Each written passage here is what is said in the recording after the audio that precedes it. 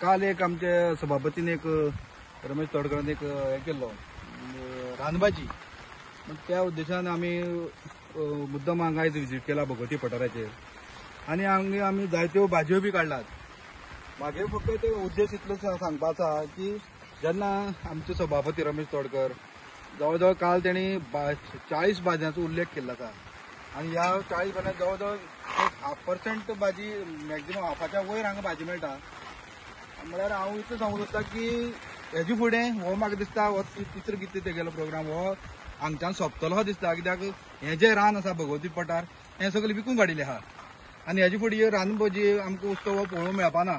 पण म्हाका मातशी मनाक वायट दिसता की तेजे खातीर हांव आमच्या सभापतीक सांगूंक सोदतां की हें जें एक फिल्म सिटीचें जें कितें भुताण आमच्या पठाराचें घातलां तें मातशें तेणी मनार घेवन हें करचें। म्हळ्यार ताका इतलो लोकांचो विरोध आहा, ताका लास्ट टायम IIT हाडलो तेन्नाय बी तो मंत्री आशिल्लो तेन्ना आमी ताका हो पुराय पठार भोंवडावन दाखयलो।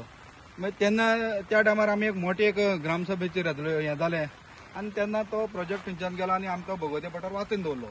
पण आतां जशी जशी हांकां खंय जमनीची जेन्ना आस लागता तेन्ना हे ते पठार सोदत सोदत लास्टाक सगळी तोंड हांगाच पावता लोलयांक। म्हळ्यार हांव ह्या काल रानभाजीच्या उद्देशान आमच्या हेका सांगूंक सोदतां आमच्या सभापतीक की हें जें कितें फिल्म सिटीचें प्रकरण आहा तें मातशें हांगच्यान व्हरचें, कित्याक तूं एक गांवचो सभापती आनी आमगेलो रिप्रेझेंटेटिव्ह आमचो सर तूं आनी ह्या सगळ्या आमगेल्या लोलये लोकांच्या एक सेंटिमेंटलान तें मातशें तुवें हें करचें, नाजाल्यार फुडलें आमकां आनी मोठें आंदोलन करपाक लावचें। कित्याक तुका आमची गांवच्या लोकांची तूं ल्हानपणा सावन ह्या शाळेंत पैंगीण शाळेंत शिकला आनी ल्हानपणा सावन तुका हांगची वास्तव कितें म्हणटा तें खबर आसा।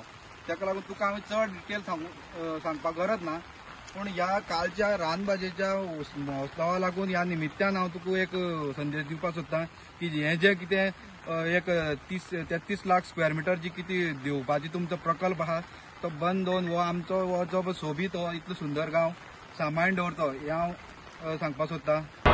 तुम्ही पळयतात गोंयकारपण, गोंयकारांचो गोंयकारा खातीर।